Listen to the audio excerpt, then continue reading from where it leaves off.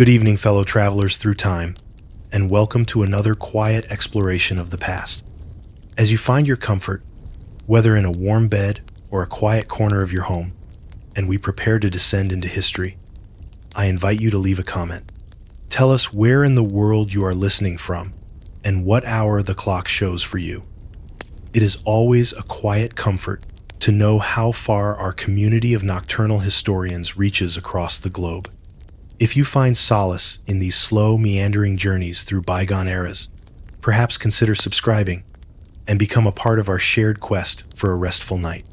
Tonight, our journey takes us not to a time of shining armor or towering cathedrals, but to one of marble and might, of intricate laws and sprawling legions.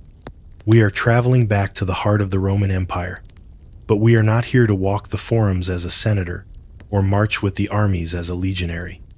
We are here to understand what it truly meant to be born into this world as a woman. Let us begin. The first sensation is the cold. It's a sharp contrast to the silent, muffled warmth you have known for all of your existence.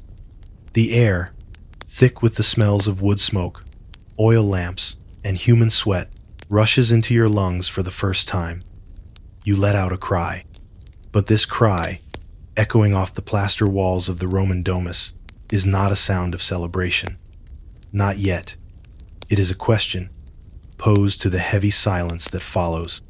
The midwife, her hands rough but practiced, cleans you, swaddles you in linen, and carries you from the birthing room, away from the exhausted groans of your mother. You are being taken for judgment.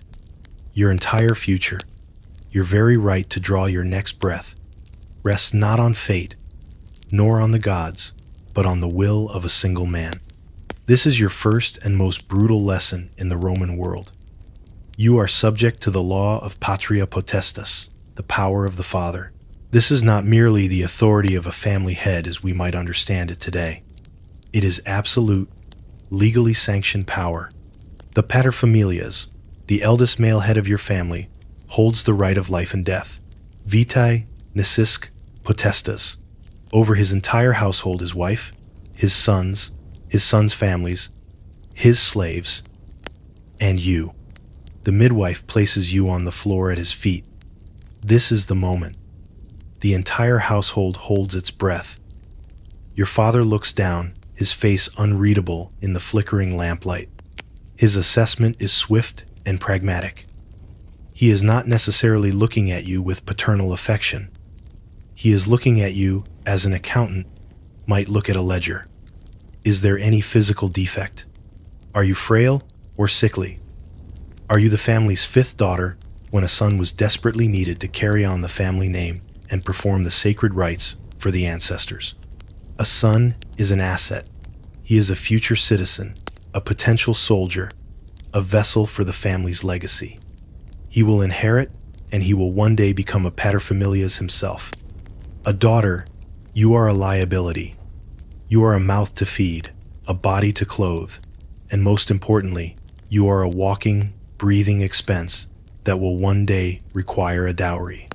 That dowry, the wealth your father must hand over to your future husband's family, can be a staggering financial drain, crippling a family of modest means, or significantly denting the fortune of a wealthy one. Everything invested in you will ultimately benefit another family, another name.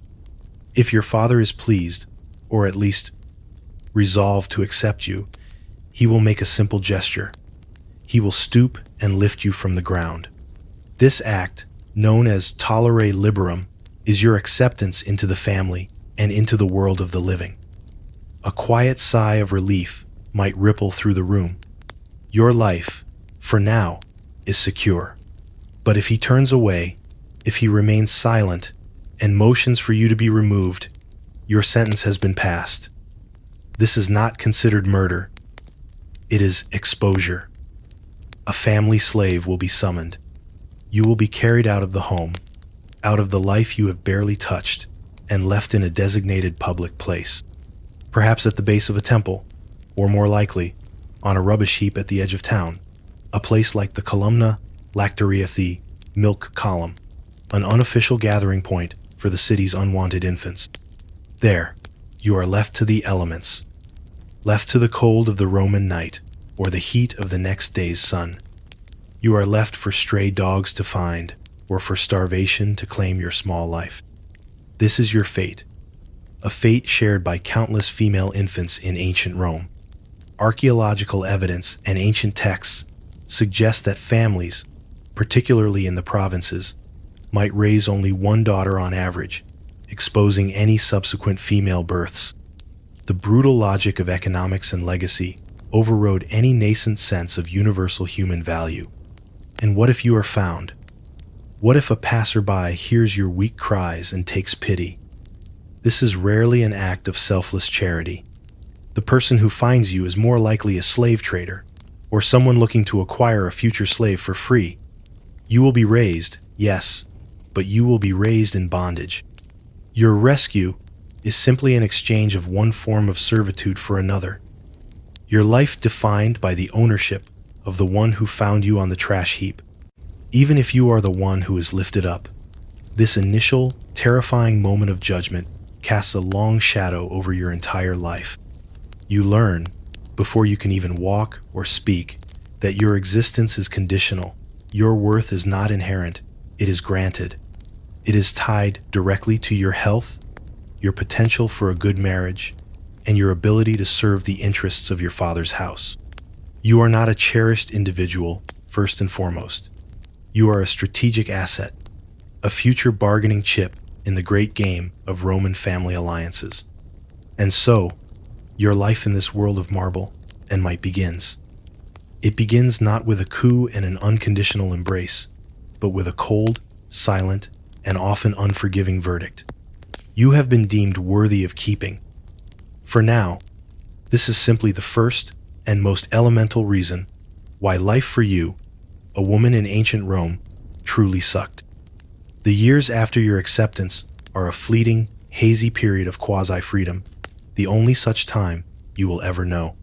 Your world is the atrium, the central courtyard of your family's home, and the walled garden behind it. Your companions are your siblings, and perhaps a few carefully chosen children of your father's clients or allies. For a short while, you are allowed to play. You run, you play games of knucklebones, tally, or hide and seek among the marble columns. But even here, in these brief moments of childish abandon, the conditioning has already begun. Your most cherished possession is your pupa, a doll. It might be a simple thing of rags or wax, or, if your family is wealthy, an intricately carved one of ivory or clay with jointed limbs. You dress it in miniature togas and stolas, comb its hair, and stage elaborate domestic scenes. This isn't just play, it is rehearsal. The doll is not a fantasy figure. She is a miniature you. As you care for her, you are subconsciously absorbing the lessons of your future. You are practicing being a matrona, a mother, the manager of a household. While your brother receives toy swords and imagines himself a general leading legions, you receive miniature looms and cooking pots, your imagination tethered firmly to the domestic sphere. As you reach the age of about 7, your formal education begins. But the word education is a misnomer, for its goal is not to enlighten your mind, but to mold your character and enhance your marital value. Your brother may be sent to a ludus, a school in the city, where he will learn rhetoric, philosophy, history, and loth tools to command, to persuade, to participate in the public life of Rome. You will not. Your classroom is the home. A private tutor, often a learned Greek slave, may be hired to teach you. You learn to read and write, not so you can immerse yourself in the poetry of Ovid or the histories of Livy, but so you can manage household accounts, read a recipe, or write a letter under your husband's direction. You learn basic arithmetic, enough to track linens, olive oil, and wine, and to ensure the slaves are not cheating you. Your learning has a ceiling, a clear and defined purpose, to make you an efficient and competent manager of your future husband's property. To venture beyond this, to show an unseemly interest in philosophy or public affairs, would be seen as arrogant and unfeminine, a dangerous trait that could diminish your appeal on the marriage market. The most important part of your education takes place not at a desk, but at the loom. Under the watchful eye of your mother, you are taught the ancient and revered art of spinning wool and weaving cloth. Domi mansit, lanum fecit. She stayed at home, she made wool. This phrase would be a common epitaph on a Roman woman's tombstone, the highest praise for a virtuous life. The rhythmic clacking of the loom becomes the soundtrack to your adolescence. It teaches you patience, diligence, and most importantly, it keeps you occupied within the walls of the home, away from the perceived temptations and dangers of the outside world. It is productive, it is virtuous, and it is a powerful symbol of your domestication. Throughout this period, you live under a microscope. Every action is scrutinized.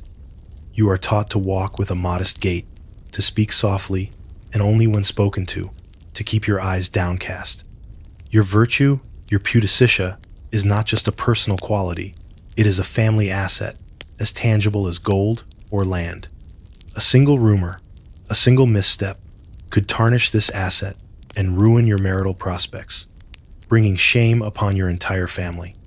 The freedom to be spontaneous, to be loud, to be angry, to be anything other than a serene and obedient vessel of purity is systematically trained out of you. And then, just as you begin to understand the complex rules of this game, the game ends. Childhood is officially over. This happens far earlier than you can imagine. Your betrothal, your sponsalia, might be arranged when you are just 8 or 9 years old. You are summoned by your father. A man you have never seen before, often much older, stands beside him. There are contracts, handshakes, and sober discussions you cannot follow. All you understand is the cold weight of a small iron ring, the annulus pronubus, being placed on the third finger of your left hand. They say a special nerve, the vena amoris, runs from this finger directly to the heart. It does not feel like a nerve of love. It feels like a chain. From that day on, you are no longer simply your father's daughter. You are a designated property, promised and awaiting transfer.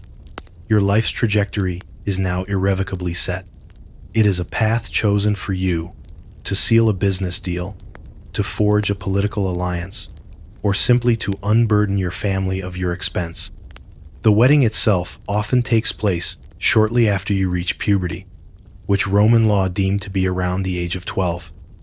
On the eve of your wedding day, a final, poignant ritual takes place. You gather the emblems of your short childhood, your beloved doll, your small loom, your balls and knuckle bones, the bulla amulet you wore to ward off evil spirits. You take them to the lararium, the small shrine to the household gods. One by one, you place them on the altar, a final offering. You are formally renouncing your youth. You are putting away play and protection, stepping out from under the guardianship of your family's gods to pass into the authority, the manus, of your husband. As you turn away from the altar, you are no longer a child. Tomorrow, you will be a wife. You will be given to a man you barely know, to run a household you have never seen, to perform duties your body is barely ready for. This is the culmination of your Roman girlhood, a brief, highly controlled training program designed to transform you as efficiently as possible from a family liability into a pawn in the grand strategy of men. The day arrives, not with the flutter of excitement you might read about in forbidden poetry, but with a cold, administrative finality. You are awakened before dawn. There is no joyous chatter, only the quiet, purposeful movements of your mother and female slaves. They are not preparing a bride, they are preparing an offering.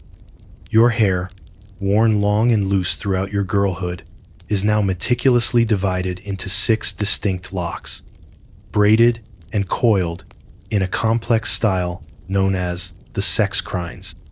This hairstyle is a sacred tradition, worn by the Vestal virgins, and on this one day, by you. It is a symbol of your purity, your most valuable commodity. Each tug and pull on your scalp is a reminder of the intricate web of expectations you are now being woven into. You are dressed not in finery of your own choosing, but in a prescribed uniform.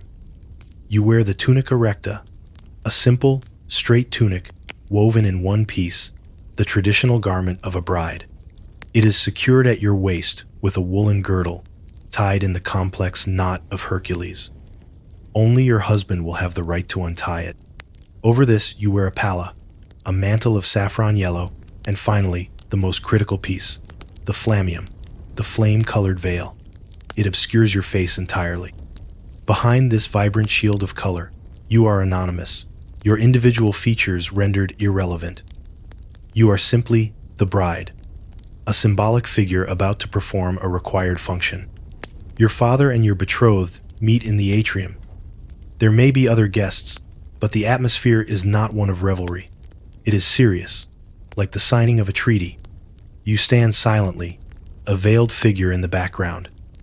The core of the ceremony is the dextrarum iunctio, the joining of right hands. Your father places your hand into the hand of this man, your new master. There is no exchange of vows spoken by you. Your consent has already been given on your behalf. Any words spoken now are legal formulas, witnessed and recorded. A pig or an ox might be sacrificed, its entrails examined by a priest for good omens. The smell of blood and roasting meat hangs in the air, a visceral reminder of the ancient, almost primal, nature of this contract. This contract is what truly defines your new reality. If you are married cum manu, with the hand, as was common in the earlier republic and still practiced, the legal transfer is absolute. The moment your hand is joined with your husband's, you cease to be a part of your father's family. You are literally transferred from his potestas to your husband's. You are no longer your father's daughter in the eyes of the law. You become, legally, your husband's daughter. You will call him Lord or Master, Dominus, and you are as subject to his authority as his own children and slaves are. Any property you own, including your dowry, now belongs to him entirely. You have been sold, and the wedding ceremony is merely the elaborate public presentation of the deed of sale. Even in a sign manu marriage, without the hand, which became more common later and allowed you to legally remain part of your father's family and control your own property, you are still bound by a web of social and domestic obligations that leave you with little true autonomy. The ceremony at home concludes. Now, the public part of the transaction begins. The procession to your new home is a carefully staged piece of theater. It begins with a ritualized abduction. Your husband and his friends make a show of tearing you from your mother's arms. You are expected to cry out. It is part of the performance, a public display of your sorrow at leaving your childhood home, a performance of your modesty. But beneath the ritual, the real fear is a cold knot in your stomach.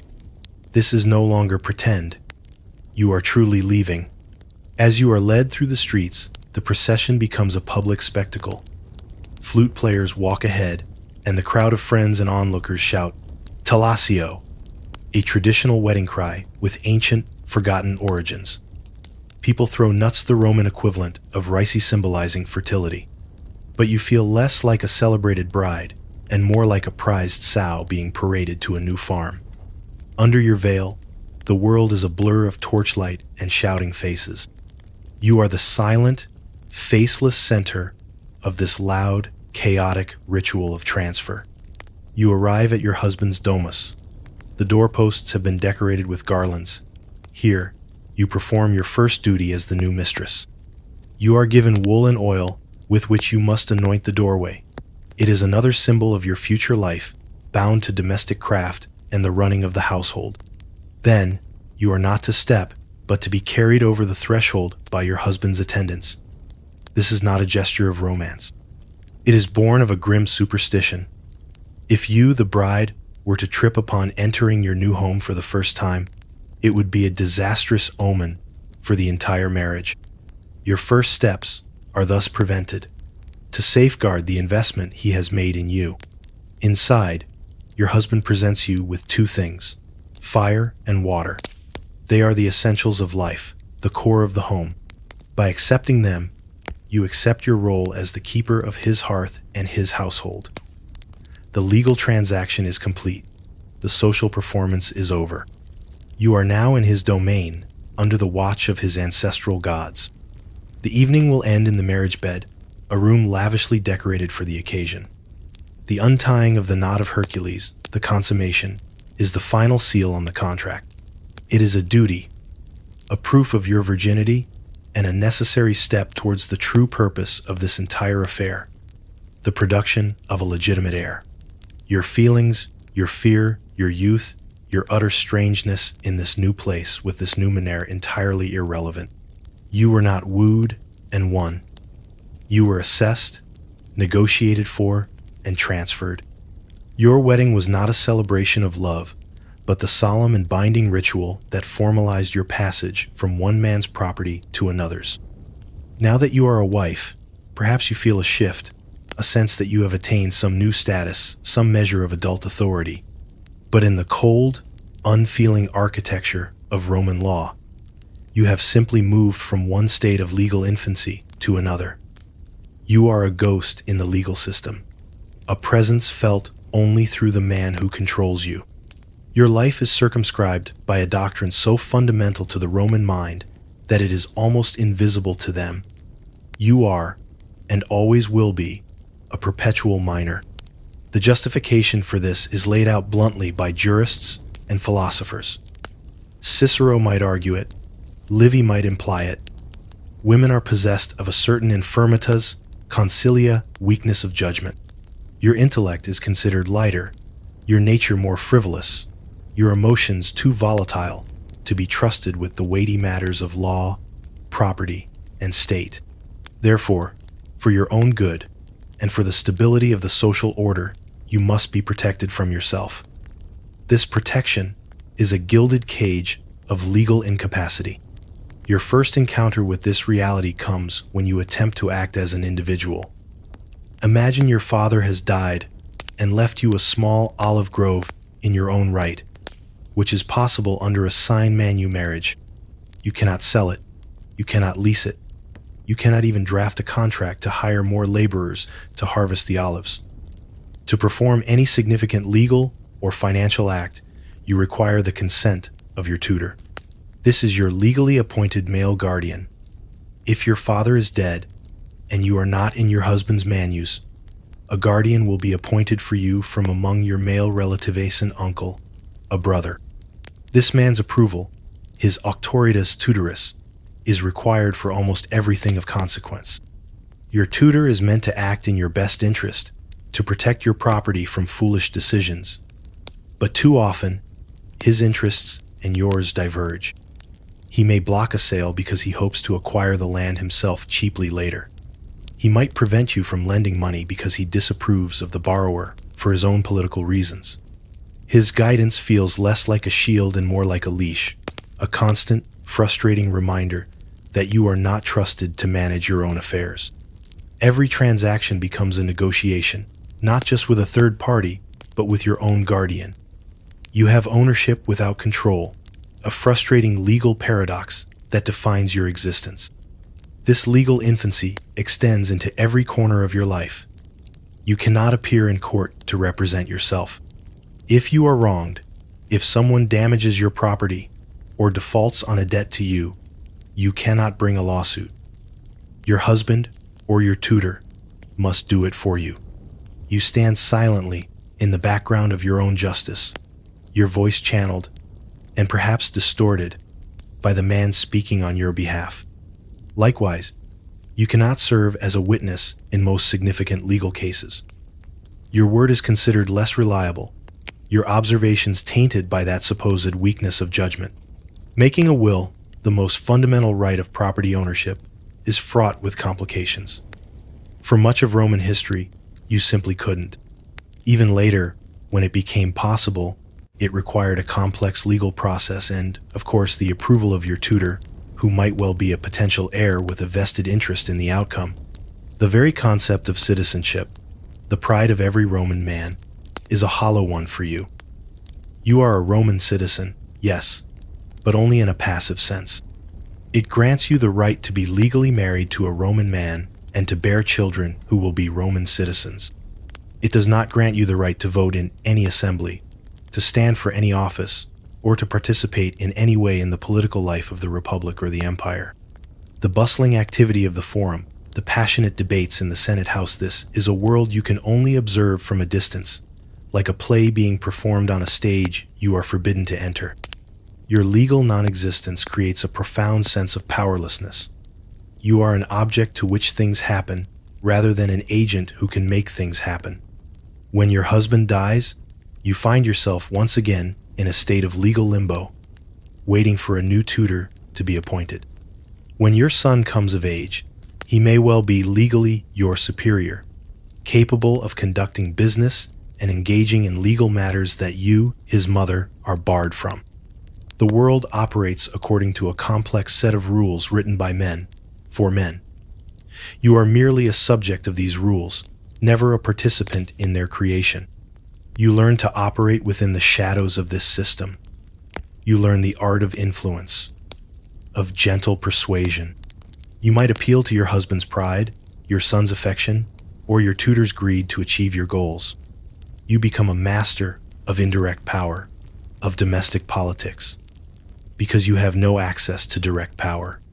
This constant maneuvering, this need to cajole and persuade men to do what you could legally do yourself if you were a man, is exhausting. It is a lifelong exercise in humility and frustration, a constant reinforcement of your status as something less than a full person in the eyes of the mighty Roman state. You are not a citizen actor. You are a ward, a possession, a legal shadow, forever a minor, no matter how many years you live. You have survived birth, a restricted childhood, and the transaction of marriage. Now you inhabit the role that Roman society has groomed you for since infancy. You are a matrona, the respected mistress of a Roman household. From the outside, your life appears one of privilege and comfort. You reside in a spacious domus, adorned with mosaics and frescoes. You command a small army of slaves. You wear fine linen and are freed from the drudgery of manual labor that grinds down the lives of lower-class women. Yet this gilded cage has bars made of duty, expectation, and relentless pressure. Your days are governed not by leisure, but by a complex and demanding set of responsibilities. Your first duty is to rise before your husband. You oversee the morning rituals, ensuring the slaves are awake, the hearth is lit, and the household is ready for the day. You are the chief executive of a complex domestic enterprise. This isn't just about ordering meals. You are responsible for inventory management on a grand scale, tracking stores of grain, wine, oil, and cured meats. You manage the household budget, accounting for every sestertius spent on food, clothing, and repairs. You are the quartermaster, doctor, and human resources manager all in one. If a slave falls ill, it is your duty to diagnose the ailment and administer a remedy, often from a family recipe book of herbal concoctions. A sick slave is an unproductive asset, and their well-being is an economic concern, resting squarely on your shoulders. If a slave is lazy or disobedient, it falls to you to dispense disciplining a reprimand, a cut in rations, or ordering a flogging. You must cultivate an aura of firm, unassailable authority, a constant performance of command that may be utterly at odds with your own temperament. But your most visible and symbolically charged duty is the supervision of wool production. Even if you are the wife of a wealthy senator, and your household could easily afford to buy all its cloth, you are still expected to spend part of your day in the weaving area with your female slaves. The clatter of the loom, the basket of raw wool at your feet, this is the quintessential image of Roman female virtue.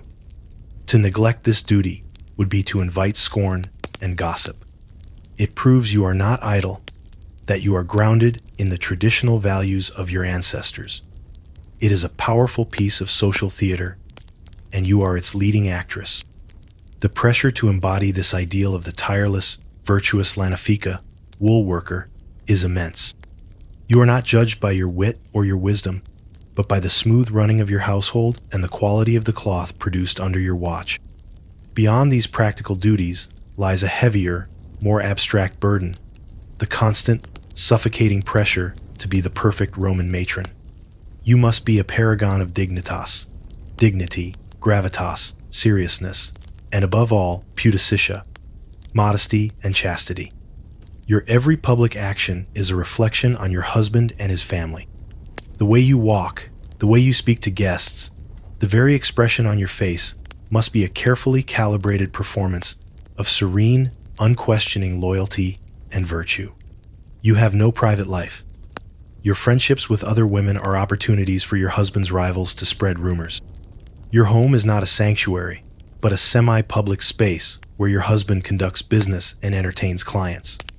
You are the gracious hostess, the silent but dignified presence that enhances his status. You must be present, but not prominent, seen, but rarely heard. To offer a political opinion, or to laugh too loudly at a joke, would be a mortifying breach of protocol. This life is profoundly isolating. Your husband spends his days in the forum, the law courts, the bathhouses, the vibrant, pulsing heart of Roman public life. Your world is confined to the four walls of your home. You may leave for a religious festival, a visit to the public baths in the separate hours reserved for women, or to visit close relatives, but always with an escort. The freedom to simply walk through the city, to browse the markets, to observe the world on your own terms, is denied to you. And within this domestic sphere, you are surrounded not by peers, but by subordinates. Your relationships with your slaves are complex and fraught with tension. They are your helpers and your confidantes, but also your property. They may resent you, fear you, or envy you.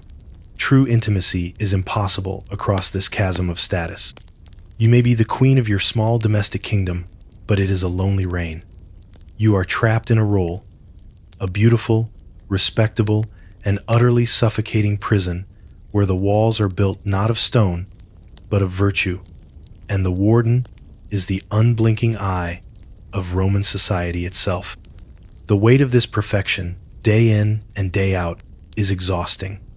It is the quiet, daily, grinding reality of being a respected Roman woman. Your position as a matrona requires not just virtuous behavior, but also a specific, carefully constructed physical appearance. Beauty is not a matter of natural gifts. It is an artifice, a daily discipline, and often a painful and dangerous ordeal. The Roman ideal of female beauty is one of smooth, pale skin, large dark eyes, rosy cheeks, and an elaborate, statuesque hairstyle. Achieving this look is not a matter of choice. It is part of your duty, a reflection of your husband's wealth and status. The more time and resources you can visibly spend on your appearance, the more honor you bring to him.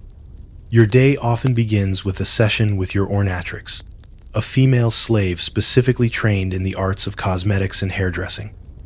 The first and most important step is to achieve the fashionable pallor. Tanned skin is the mark of a laborer, a peasant who works in the sun. Elite skin must be as white as possible, a sign that you live a life of indoor leisure. To achieve this, your face is slathered with a foundation mixture. The most common and effective ingredient is lead white, a powdered form of lead carbonate. You feel its chalky texture as the ornatrix applies it with a soft cloth or her fingers. It does an admirable job of masking blemishes and whitening your complexion, but you are unknowingly painting your face with poison. Lead is a cumulative neurotoxin. With each daily application, it slowly seeps into your skin, absorbed into your bloodstream. Over the years, this routine contributes to a slow, creeping sickness. You might suffer from chronic headaches, fatigue, and digestive problems. It can lead to nerve damage, muscle weakness, and in severe cases, infertility, madness, and a shortened lifespan. The very substance you use to signify your vitality and high status is quietly corroding you from within. Next come the cheeks and lips. For a healthy, youthful blush, you use red ochre, or, more dangerously, vermilion, a pigment derived from mercury sulfide. Another poison applied directly to your skin and lips, a little bit ingested with every sip of water, with every bite of food. Your eyes are the centerpiece. To make them appear larger and more alluring, you line them with coal. This is a black powder made from soot, antimony, or ground galena, lead sulfide. The slave uses a fine, rounded stick of wood or ivory to apply the thick, dark line around your entire eye. It can cause irritation and infection, especially with unhygienic applicators. But the dramatic, shadowed effect is deemed essential. To enhance the dark allure of your pupils, you might even use eye drops made from belladonna, the beautiful lady plant. It works by dilating your pupils, creating a wide-eyed, doe-like look considered highly attractive. It also, of course, blurs your vision, and over time, can contribute to glaucoma and blindness. You sacrifice clear sight for the appearance of beauty. And then there is the hair. Roman hairstyles are not simple. They are towering, complex architectural feats, a billboard proclaiming your family's sophistication and wealth. Under the Flavian emperors, the fashion is for a huge, crescent-shaped halo of curls piled high on the forehead, with long, braided tendrils falling down the back. This isn't your hair alone. It requires hairpieces, wigs made from the hair of captured Germanic slaves, whose blonde and red hair is particularly prized, and an intricate substructure of pins, pads, and nets. Achieving this look is a lengthy, agonizing process. The ornatrix and her assistants spend hours with you.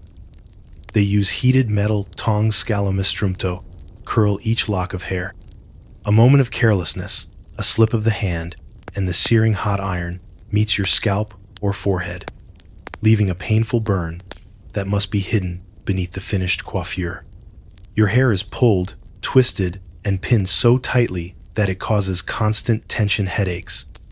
The sheer weight of the finished hairstyle can strain your neck. You endure all of this, sitting perfectly still for what feels like an eternity, because to appear in public with anything less than a perfectly fashionable and complex hairstyle would be a social embarrassment. You might wish for a different hair color. If your hair is too dark, you can try to lighten it with a caustic soap made from goat fat and ashes, a recipe borrowed from the Gauls. It is harsh, smelly, and often results in a brittle, damaged mess. If it's going gray, you are offered dyes made from boiled walnuts or horrifying concoctions of leeches and vinegar, left to putrefy for weeks before application. Every step of this beautification process, from the toxic paint on your face to the hot iron in your hair, is a quiet act of suffering. It is a daily submission to a painful and unhealthy regimen, all to create an illusion. The face you present to the world is not your own. It is a mask, and the price of that mask is your comfort, your health, and sometimes even your life. It is the literal, physical price of being a Roman woman of status. It begins as a tightness in your chest, a feeling of a knot being pulled deep within you. Sometimes it is accompanied by a shortness of breath, a sudden bout of melancholic weeping, or a dizziness that makes the mosaics on the floor seem to swim before your eyes. You know something is wrong, but you have no words for it. You live in a world that has no vocabulary for anxiety, no concept of clinical depression, no understanding of the intricate dance of hormones that govern your body. There is only one diagnosis for a woman's unexplainable suffering. Your body is rebelling against you. When your complaints can no longer be ignored, your husband summons the medicus. He is, of course, a man. He arrives with a calm, professional authority that immediately puts you at a disadvantage. You, who are taught modesty as your highest virtue, must now describe the intimate workings and feelings of your body to a male stranger. The shame is a heat that rises in your cheeks, making it even harder to speak. The doctor's knowledge comes from scrolls written by other men Hippocrates, gallant great minds who nonetheless viewed the female body as a lesser, flawed version of the male. Their understanding of your anatomy is based on analogy, guesswork, and the dissection of animals, not of human women. In their worldview, your entire physical and emotional well-being is tethered to one single, capricious organ, your womb. The Greeks called it the hystera, from which the very word hysteria is derived. And in the mind of the Roman medicus, your womb is not simply a part of your anatomy. It is a separate entity, a restless animal living inside you. They believe it is a light, hollow organ, prone to becoming dry and unhappy, particularly if you are unmarried, widowed, or have not had children recently. When your womb becomes displeased, it is thought to detach from its proper place in your lower abdomen and wander throughout your body in search of moisture, pressing on other organs and causing a myriad of torments. This is the diagnosis you receive. The feeling of suffocation, that is your womb pressing upwards against your diaphragm, blocking your breath. The lump you sometimes feel in your throat, that is your womb trying to escape through your mouth.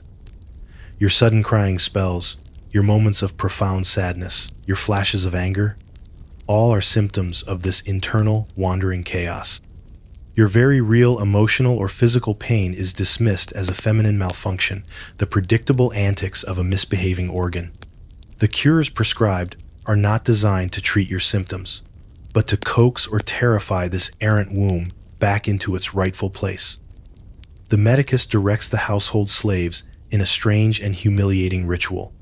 To drive the womb downwards, away from your chest and throat, foul-smelling substances must be applied to your head.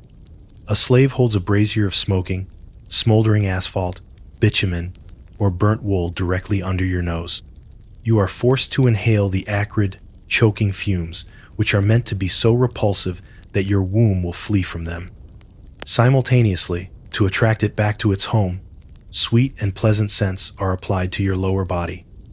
Perfumes, sweet wines, and fragrant salves are applied between your thighs.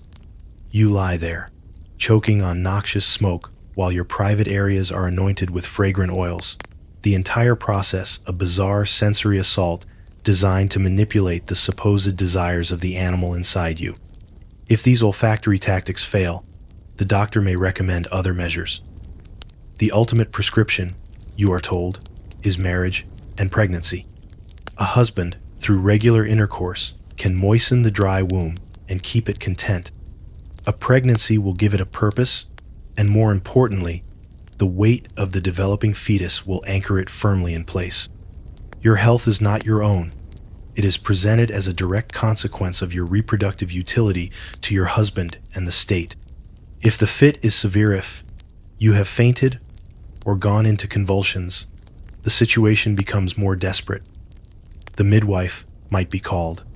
Her task is to physically try to force the womb back down, applying firm, often painful pressure to your abdomen, kneading and pushing at your body as if trying to tame a stubborn animal.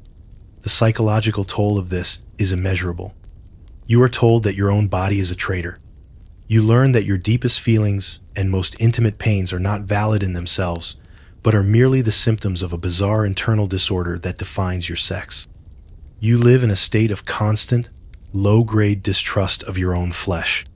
There is no comfort, no real understanding, only a catalog of strange, invasive, and ultimately useless remedies based on a profound and insulting ignorance.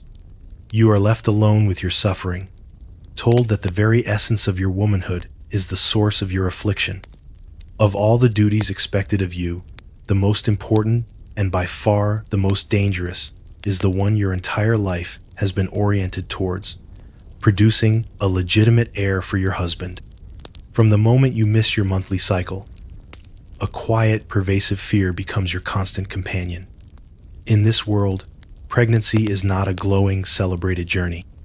It is a 9-month prelude to a life-or-death gamble. Your chances of surviving childbirth are alarmingly low.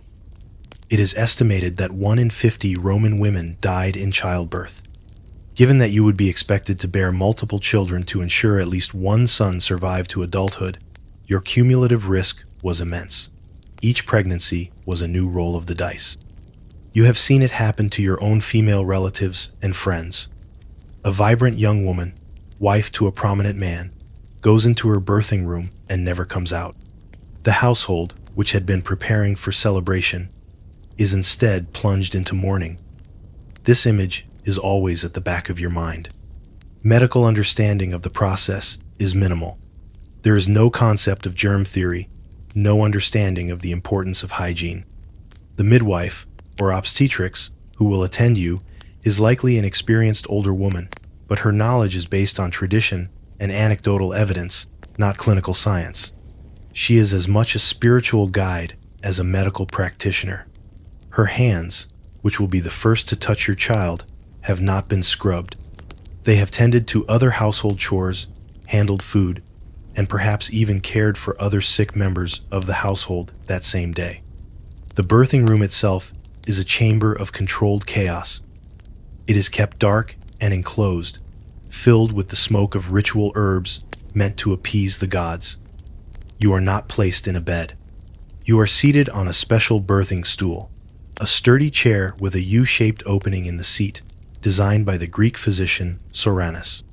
You sit there, exposed and vulnerable, for hours, perhaps even days. The pain is unlike anything you have ever known. It comes in waves, a deep, tearing agony that consumes your entire body. The midwife offers encouragement, wipes your brow, and perhaps gives you a concoction of herbs meant to ease the pain, but their effect is negligible. There is no real analgesia. Your only options are to endure and to pray. You pray to Juno, the protector of women in marriage, and to Lucina, the goddess of childbirth, whose name means light. You pray that she will bring your child into the light. Charms and amulets are tied around your wrists and waist. You clutch a feather from a vulture, believed to promote an easy delivery because vultures were thought to give birth without pain. The air is thick with incantations and desperate superstition. The midwife and the other female relatives assisting you watch for progress. They are looking for the right signs, but are often powerless to intervene if things go wrong. If the labor is prolonged, you become weaker, more dehydrated, your body pushed to its absolute limit. If the baby is in the wrong position, a breech birth or a transverse liette is almost certainly a death sentence for both of you. The midwife has tools, but they are terrifying. She has hooks and forceps, but these are not the life-saving instruments we know today. They are crude, sharp implements of last resort. If the baby becomes stuck, the primary goal shifts from saving the infant to saving you, the mother, so that you might one day conceive again. The medicus, if he is called at all, will only enter this exclusively female space at the most dire moment. If the baby cannot be delivered, he may perform an embryotomy, a horrific procedure where the infant is dismembered within the womb with sharp hooks and knives to be extracted piece by piece. You are a conscious, unanesthetized participant in this butchery, which you can only pray will save your own life. Even a successful birth is fraught with immediate danger. The moments after the delivery are critical. The risk of postpartum hemorrhage is enormous. A severe tear can lead to a fatal loss of blood, and the midwife has little means to stop it beyond applying pressure and praying. Then comes the threat of infection.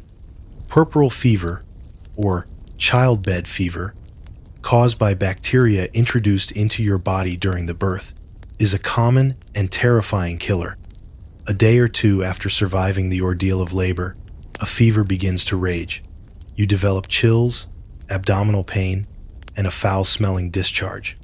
There are no antibiotics. The infection rages through your system, and within days, you are gone. Your husband stands outside the room, waiting for news. He is not waiting to hear if you are well. He is waiting to hear if he has a son. When the baby's cry is finally heard, he will be brought in to perform his patria potestas, just as your own father did years ago. He will inspect the infant for defects and decide whether to accept it. Only after the fate of the heir is decided will any significant attention be paid to your own recovery. You have survived. You are exhausted, torn, and bleeding, but you are alive. And as you hold this tiny new life, a part of you knows with dreadful certainty that you will be expected to do this all over again. You are a deeply religious person. The gods are not distant, abstract concepts. They are an active, often volatile force in your daily life. They must be appeased, petitioned, and thanked constantly. But as a woman, your relationship with this divine world is, like so much else in your life, circumscribed and controlled. You are a participant in Roman religion, but rarely are you a central one. You pray from the sidelines. The most important rituals of the Roman state are exclusively the domain of men. The great colleges of priests, the pontiffs who interpret divine law, the augurs who read the will of the gods in the flight of birds, the haruspices who divine the future from the entrails of sacrificed animals are all male fraternities. You will never stand on the Capitoline Hill and offer a sacrifice on behalf of the Roman people. You will never have the authority to declare a day sacred or profane. The official dialogue between Rome and its gods is a conversation in which you have no voice. Your religious life is primarily confined to the domestic sphere. The spiritual heart of your existence is the Lurarium, the small shrine located in the atrium of your home. Here reside the household gods, the Lares, who protect the family, and the Penates, who guard the pantry and the household's prosperity. Every day, it is your duty, as the matrona, to lead the family's devotions. You offer small cakes, garlands of flowers, and pinches of incense. You lead the prayers during the main meal of the day, ensuring the gods receive their portion first. This is a critical responsibility, but it is religion on a miniature scale, focused inward on the survival and well-being of a single family, not outward on the destiny of the empire. You are not entirely excluded from public worship, but your participation is channeled into specific, appropriate cults. Your faith is steered towards goddesses associated with the feminine domains, marriage, childbirth, and the home. You direct your most fervent prayers to Juno, the queen of the gods and protector of wives. You offer sacrifices to Bona Dea, the good goddess, whose cult is so exclusively female that the discovery of a man, Publius Clodius Pulcher, at her secret rites caused a massive state scandal. You participate in the wild, ecstatic rites of Cybele, the Great Mother, but always as a lay follower, never as part of the priestly hierarchy. The one great exception, the pinnacle of female religious power in Rome, is the College of the Vestal Virgins. These 6 women are the keepers of Rome's sacred flame, a fire that must never be extinguished lest the city fall. They are revered, powerful, and enjoy legal and financial autonomy that no other woman in Rome can dream of. You see them pass in the street in their ceremonial carriages, and you lower your eyes in respect. But they are a symbol of what you can never be. They are chosen as little girls from a handful of patrician families and are defined by their 30 years of compulsory virginity. They achieve power by renouncing the very function that your life is built around, marriage and motherhood. They are the exception that proves the rule. Their unique status serves only to highlight the limitations placed on everyone else. More than the official state cults, your daily life is steeped in a world of pervasive superstition, a low-level current of fear. The world is full of omens and portents that you must constantly watch for. Did a black cat cross your path? Did a wolf enter the city? Did a flock of birds fly in an unusual direction? These are not trivial occurrences, they are divine warnings. A dream about fire could foretell a family argument. A dream about falling teeth could signify an impending death. You rely on a whole universe of folk remedies and protective magic to navigate this threatening world. You wear amulets not just for decoration, but to ward off the malus oculus, the evil eye, which can bring sickness and misfortune with a single envious glance. Before a long journey, you might nail a wolf's head to the door of your home for protection. To cure a minor ailment, you might be told to chant a nonsensical incantation while tying a special knot. This is the religion of the powerless, a set of rituals and beliefs designed to exert some small measure of control over a world that feels vast, unpredictable, and largely hostile. You whisper curses de Fictione Santo lead tablets asking the gods of the underworld to bring ruin upon a rival who has slighted you, and secretly bury them in a cemetery. It is one of the few aggressive actions available to you, a form of supernatural warfare conducted in secret because open confrontation is impossible. You live with a deep-seated fear of divine retribution. If your child is born with a defect, if a blight strikes your husband's crops, if sickness sweeps through the household, the first question is not why, but who have we angered? The guilt and responsibility for maintaining the household's spiritual harmony rests heavily upon you. You are caught between the grand, inaccessible state religion of the men and a personal, superstitious faith born of anxiety and a need for protection. Your gods are your confidants and your terrors, a source of comfort and a constant reminder of the precariousness of your world. Of all the virtues demanded of you, none is more sacred, more scrutinized, or more lethally enforced than pudicitia. Your chastity. It is the bedrock of your personal honor and, more importantly, the honor of your entire family. Your body is not your own. It is the vessel that guarantees the legitimacy of your husband's lineage. The bloodline must remain pure, the inheritance secure. This obsession with your fidelity creates a brutal double standard that governs your entire existence. For your husband, infidelity is a matter of little consequence. It is widely, if quietly, accepted that a Roman man will seek sexual gratification outside of marriage.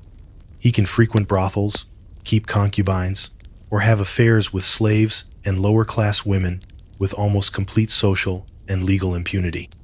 As long as he does not entangle himself with the wife or unmarried daughter of another respectable Roman citizen, his indiscretions are considered a private matter, a normal part of being a man. He can demand absolute fidelity from you while practicing none himself. His life is one of freedom, yours is one of constant surveillance. Your every move is watched. When you leave the house, you are accompanied by a slave chaperone, an ancilla. Her job is not just to assist you, but to report on your behavior. Your interactions with men are strictly prescribed.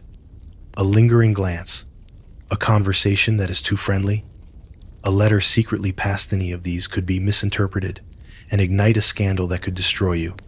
Your circle of male acquaintances is limited to close relatives and your husband's most trusted clients, and even then, you must maintain a posture of unimpeachable modesty.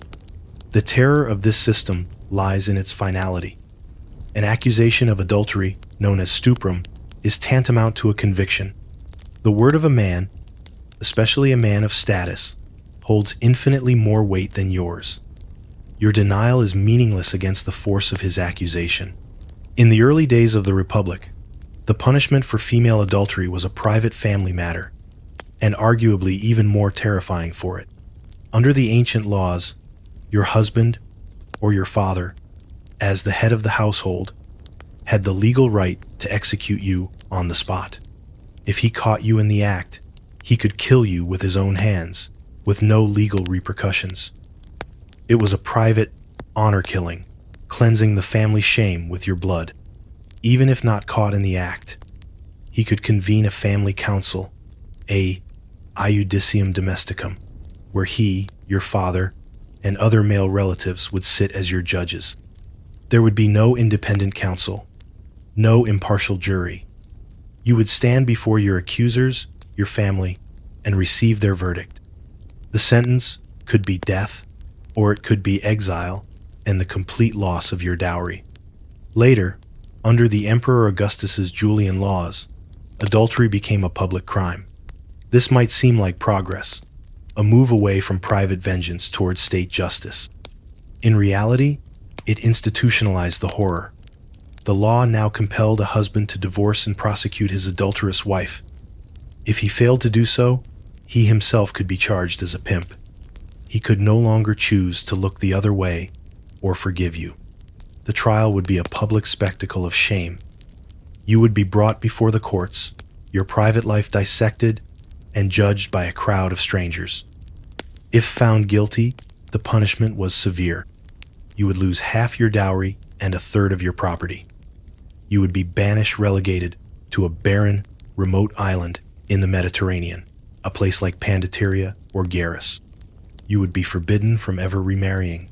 You would be stripped of your social identity, forced to wear the coarse, rough toga of a convicted prostitute, a permanent, visible brand of your disgrace. You would spend the rest of your days in isolation and poverty, a living ghost, your name forever, a byword for shame. And the man you were accused with? If he was of a lower social class, he might be flogged or sentenced to hard labor.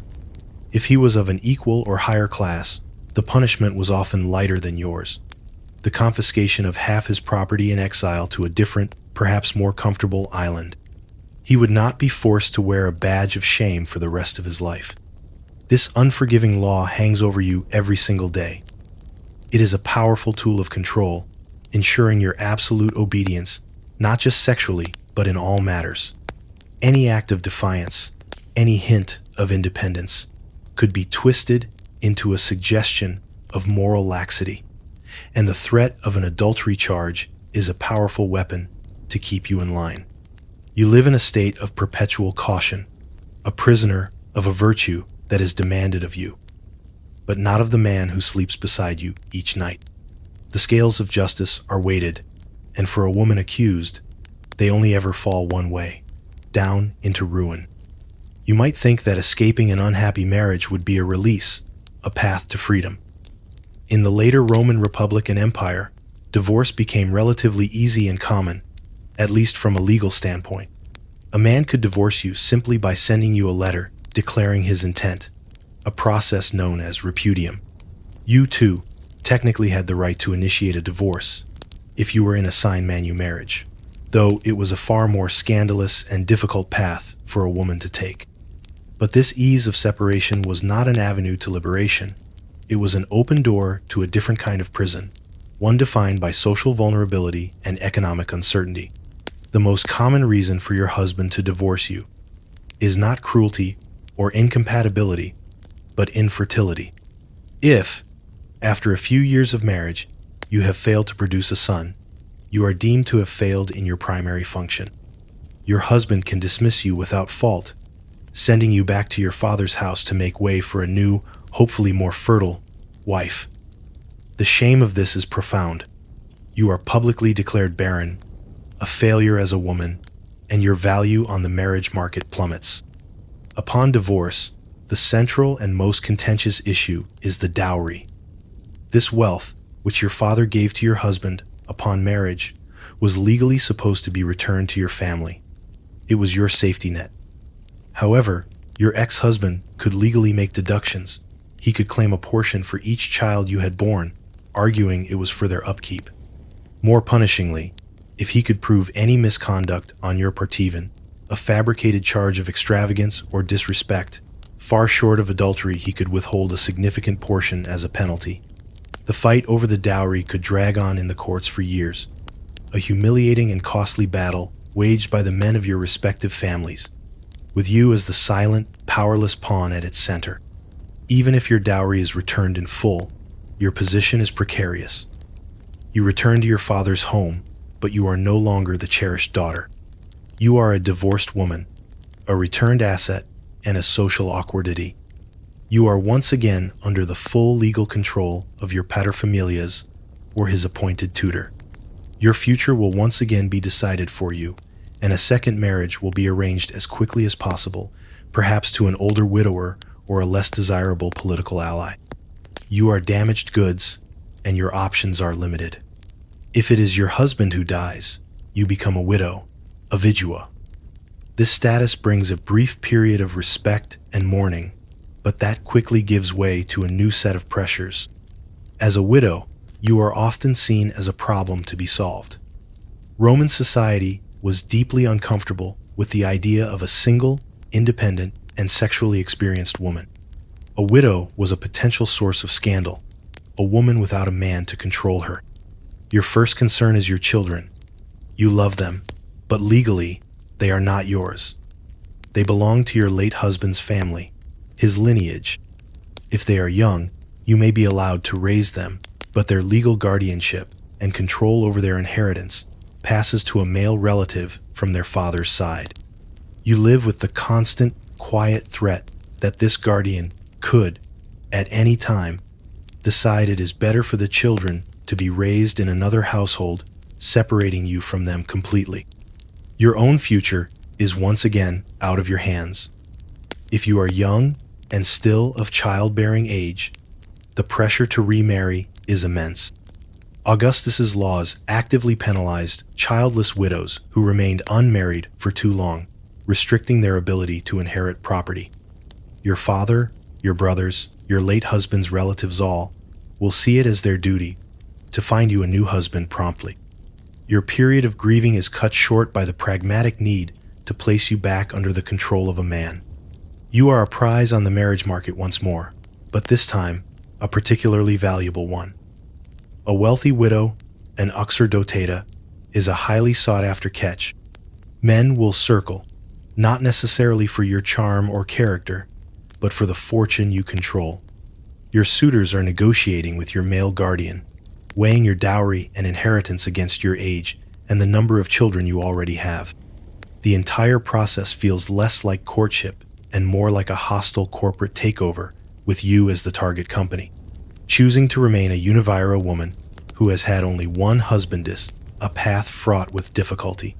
While lauded in poetry and on tombstones as the ultimate ideal of female fidelity, in reality, it requires immense fortitude and often great wealth. By refusing to remarry, you defy social expectations and place yourself in a vulnerable, isolated position, a lone woman navigating a world built for and by men and their families. For most, this isn't a choice at all. Divorce and widowhood are not gateways to independence, but merely different entry points back into the same relentless patriarchal system, shuffling you from one cage to the next. The life we have discussed thus far, one of gilded cages and suffocating virtue, belongs to the Roman elite. But the vast majority of women in Rome do not live in spacious domus with mosaic floors. Your life is not one of domestic management, but of grinding, relentless physical labor. You are one of the nameless, faceless plebeian women, the backbone of the city, and your suffering is not symbolic, but visceral and immediate. Your home is not a villa. It is a cramped, dark apartment in an insula, one of the perilously built, multi-story tenements that house the city's poor. Your room is small, airless, and perpetually smells of damp, smoke, and too many people living in close quarters. The threat of fire is constant, and the flimsy structures are known to collapse without warning. There is no running water. Each day begins with a trip down flights of rickety wooden stairs to the public fountain, hauling heavy clay jugs of water back up for cooking, drinking, and washing. There is no kitchen. You cook on a small, smoky brazier in a corner of your room, filling the air with soot. The public latrines are foul and dangerous, a breeding ground for disease. You have no slaves. You are the slave. Your day is a ceaseless round of toil. You work alongside your husband, or more often, you work on your own to supplement the family's meager income. You might sit at a stall in the bustling, chaotic market, selling bread, vegetables, or cheap trinkets. You face the haggling of customers, the threat of thieves, and the long hours under the hot Roman sun or in the chilling winter rain. Perhaps you work in a falonica, a Roman laundry. This is one of the most foul-smelling and unpleasant jobs imaginable. You spend your day knee-deep in tubs filled with a mixture of water and aged, fermented human urine collected from public amphorae. The ammonia in the urine is an effective cleaning agent. You stomp on soiled togas and tunics for hours, the acrid stench burning your nostrils and irritating your skin, your feet raw and chapped. You could be a tavern keeper or a barmaid, serving watered-down wine to a rough clientele of soldiers, sailors, and laborers. This world is one of coarse language, constant unwanted advances, and the ever-present threat of violence. The line between a respectable female innkeeper and a prostitute is perilously thin in the eyes of the elite, and your reputation is something you must fiercely, and often physically, defend. Maybe you are a wet nurse, having recently lost your own child or being too poor to keep them. You are hired by a wealthy family to breastfeed their precious heir. You live in their home, but you are not of their world. You are separated from your own family, your own community, and you pour your own maternal nourishment into another woman's child, often at the expense of your own infant's health. Even the role of midwife, while respected within the community, is one of immense stress and precariousness. If the birth goes well, you are praised. If it goes badly, if the mother or child dies, you can be blamed. You live with the fear that an influential family might accuse you of negligence or even witchcraft if a delivery ends in tragedy. Your life is a constant battle for survival. Food is not a guarantee. You live on a simple, monotonous diet of coarse bread or wheat and water porridge called pulse. A few vegetables or a piece of cheese are a luxury. Meat is a rare treat, usually reserved for a religious festival. When the grain ships from Egypt are delayed, panic sweeps through the insulae. The price of bread skyrockets, and the specter of starvation, a familiar ghost, looms large over your family. You have no legal protections to speak of, no powerful family to defend your honor. You are vulnerable to the whims of landlords, the cheating of merchants, and the violence of the streets. When you look at the wealthy matronas being carried through the streets in their litters, their faces veiled and serene, you do not feel envy. You feel the vast, unbridgeable chasm that separates your worlds. Her problems are of status and expectation. Yours are of hunger and survival. She is a prisoner in a gilded cage. You are a beast of burden, and your struggle is the silent, unrecorded history of Rome itself. If the life of a poor plebeian woman is a struggle, your life is a complete negation of self. You are a slave, a serva. You are not legally a person. You are property, a thing, a piece of talking chattel instrumentum vocale. Your existence is defined by the absolute ownership of another, and as a female slave, you inhabit the deepest, most hopeless circle of the Roman hell. You may have been born into this state, your mother a slave before you, or you might have been captured in war, a frightened girl torn from a village in Gaul or a town in Judea, your family killed before your eyes. You could have been sold by your impoverished parents, or been an exposed infant rescued from a rubbish heap. It does not matter how you got here. The result is the same. You have no rights, no family, and no name other than the one your master chooses to give you. Your daily reality depends entirely on the nature of your assigned role and the character of your owners. If you are a domestic slave in a wealthy household, your life is one of unceasing labor under the constant, watchful eye of the domina, the lady of the house. You are the one who wakes before dawn to light the fires. You sweep the floors, clean the chamber pots, and endure the often capricious and cruel whims of your mistress. She might be resentful of your youth, or jealous of the attention your master pays you. A small mistake, a dropped plate, a poorly woven thread could earn you a sharp slap, a lashing with a whip, or confinement in a dark storeroom. Perhaps you are an ornatrix, the hairdresser, spending hours creating elaborate hairstyles, a single misplaced pin earning you a sharp rebuke and a painful pull of your own hair. Or you could be a wet nurse, forced to care for the master's baby while your own infant has been sold away. Your grief, a private agony, you must swallow every time you look at another woman's child. The most terrifying and inescapable reality of your life, however, is your complete sexual vulnerability. You have no right to refuse. Your body belongs to your master. He can use it whenever and however he pleases. This is not considered rape in Roman law. It is simply a master exercising his property rights. Resistance could result in a brutal beating or being sold to a far worse fate. You learn to dissociate, to retreat into some small private corner of your mind as your body is used. This vulnerability extends to the entire male household. The master's sons, his guests, even his overseers, may feel entitled to you. There is nowhere to hide, no one to appeal to. The domina, your mistress, is not your ally. She may know what is happening, but she is more likely to view you as a temptress, a threat to her own position, and direct her rage and jealousy at you, not at her husband. You have no right to marriage.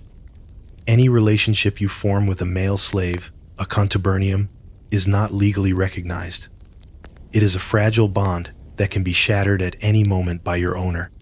He can sell your partner to an estate on the other side of the country on a whim.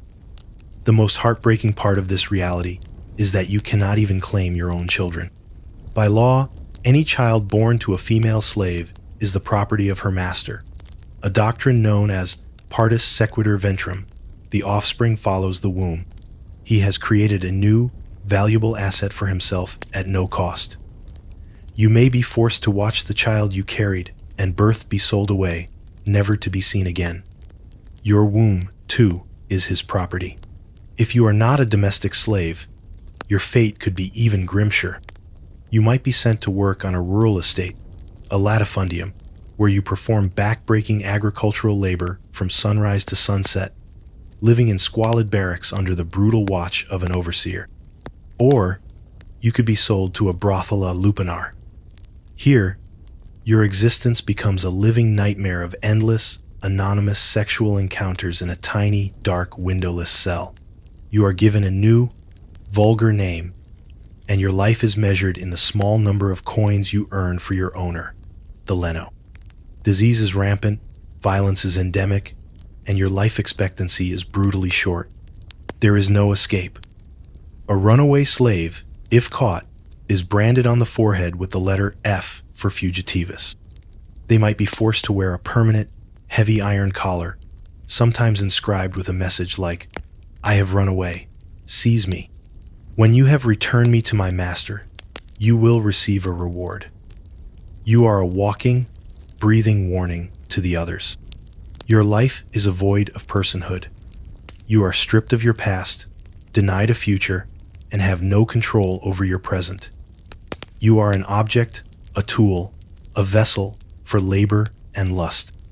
To survive, you must find a way to preserve some small, secret ember of yourself in the face of a system designed to extinguish it completely.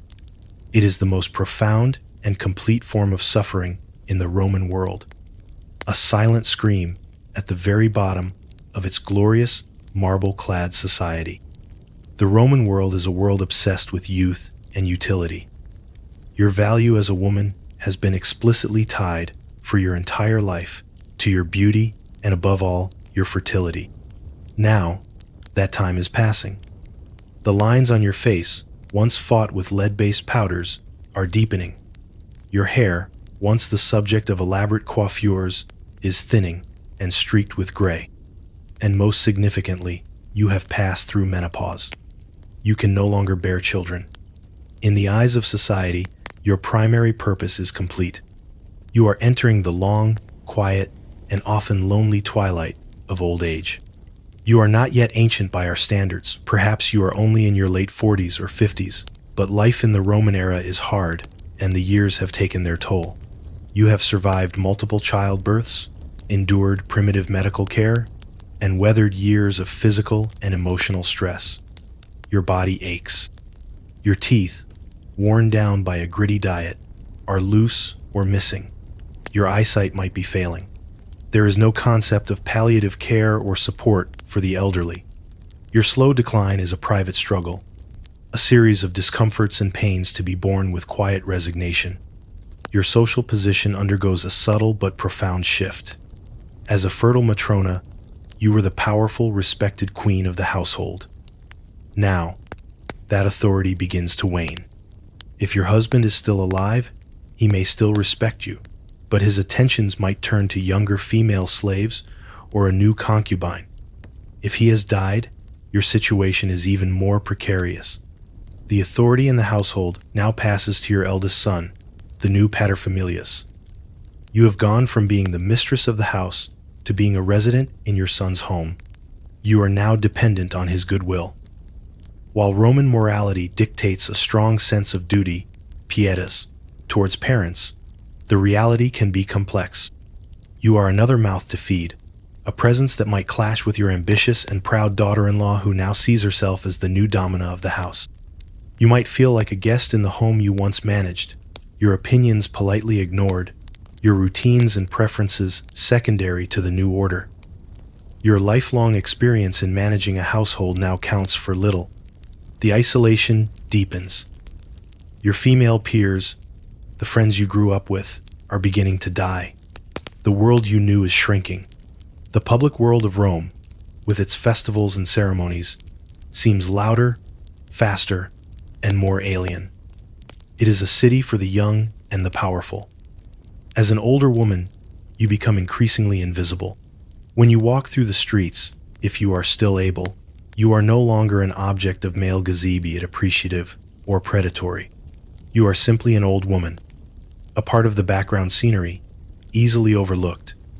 There is a certain freedom in this anonymity, but also a profound loneliness. You find solace, as many older women do, in the small world that remains to you. You dote on your grandchildren, telling them stories of the old days, teaching them the nursery rhymes and folk tales your own grandmother taught you. You are the living repository of the family's history, a role that gives you a new, quieter kind of importance. You become more devout, spending more of your time making offerings at the lararium or visiting the temples of goddesses you feel a particular kinship with. However, this combination of old age, piety, and traditional knowledge can also be a source of suspicion. In a world steeped in superstition, an old woman who knows too much about herbs, who mutters to herself, or who has a reputation for folk remedies, can easily be branded a witch, a saga. The neighborhood might begin to whisper that you cast the evil eye, that the recent sickness in a neighbor's flock was your doing. This reputation can turn you from a respected elder into a figure of fear and ostracism. You live surrounded by the ghosts of your past, the children you lost in infancy, the husband who has passed on, the version of yourself that once was. Your final years are a slow, inexorable fade into the shadows. You have fulfilled your duty. You have produced the heirs, run the household, and upheld the family's honor. Now, as your strength wanes, so does your relevance. You are a living testament to a woman's journey in Rome. Born as a potential liability, valued for your utility in marriage and childbirth, and ultimately left to fade away quietly once that utility is exhausted. Your final chapter written in the quiet ink of oblivion. As your long and difficult life draws to its close, you are faced with the final, most chilling reality of being a woman in ancient Rome, the prospect of your own erasure. You have lived a life filled with unseen struggles, quiet triumphs, and profound suffering. You have been a daughter, a wife, a mother, a manager, a survivor. But as history casts its long cold shadow, it threatens to swallow your identity whole, leaving behind not a name, but a title. Think of how you have been known throughout your entire life. As a child, you were simply your father's daughter, referred to by the feminine form of his family name. If your father was Julius, you were Julia. If Cornelius, you were Cornelia. If you had sisters, you were distinguished only by a number or a descriptor. Julia Major, the elder, Julia Minor, the younger, or Julia Tertia, the third. You were not granted the unique personal name, the praenomen, that your brothers received. You were an extension of a male identity from birth. In marriage, you became someone's wife, the uxor of Gaius or the matrona of Marcus's household. Your public identity was a reflection of his status. You were revered not for your own unique qualities, but for how well you fulfilled the role of a Roman wife. Your virtue, your efficiency, your quiet dignity all were polished to a high sheen to reflect honor back upon him. Now, as your family prepares for your funeral, this pattern of erasure reaches its culmination. An epitaph will be carved on a tombstone, a final marker of your existence for future generations. What will it say? It will almost certainly begin by defining you by your relationships to men.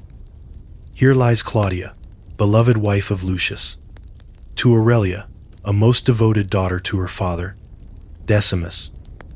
Your own name is a secondary clause, meaningful only in its connection to a man. The epitaph will likely praise your virtues, but only a very specific, approved list of them. You will be remembered for being pudica, chaste, frugi, thrifty, pia pius, and domiceda, a homekeeper. And, of course, the highest praise of all will likely be included. Lanum fecit, she made wool. Your entire complex life, a tapestry woven with threads of pain, resilience, love, and fear, is reduced to a handful of formulaic domestic virtues. There will be no mention of your sharp wit, your private sorrows, your hidden strengths, or the small rebellions that allowed you to survive. The woman you truly were, the individual mind and spirit that inhabited your body, is deemed irrelevant to the historical record. History itself is a story written by men, about men. The great historians Livy, Tacitus, Suetonius fill their scrolls with the deeds of emperors, senators, and generals. They record battles, political intrigues, and public speeches. Women only tend to appear in these narratives when they are catalysts for male action, or when their behavior, good or bad, has a direct impact on the reputation or fortunes of a prominent man. You are either the virtuous Lucretia, whose suicide sparks a revolution, or the scheming Livia, whose ambitions shape an imperial dynasty. You are a plot device, not a protagonist. The ordinary, everyday experiences that define the lives of millions of women like you are a vast, silent sea beneath the waves of recorded history. Your personal letters, if you wrote any, will likely not be preserved. The household accounts you so meticulously kept will be discarded. The stories you told your grandchildren will fade from memory. Unlike the statues and inscriptions that celebrate the public careers of the men in your family, your legacy is intangible, ephemeral, and destined to disappear. And so, you fade away. You become a footnote, a statistic, a name on a tombstone defined by others. To be a woman in Rome was to live a life of constant negotiation within a system designed to limit you, control you, and define you. It was to know, in your deepest bones, that your own story, in its own right, would likely never be told. It was to live and die under the immense, crushing weight of anonymity. And that, perhaps, is the most profound and lasting reason why your life, as a woman in the glorious Roman Empire, truly and utterly sucked.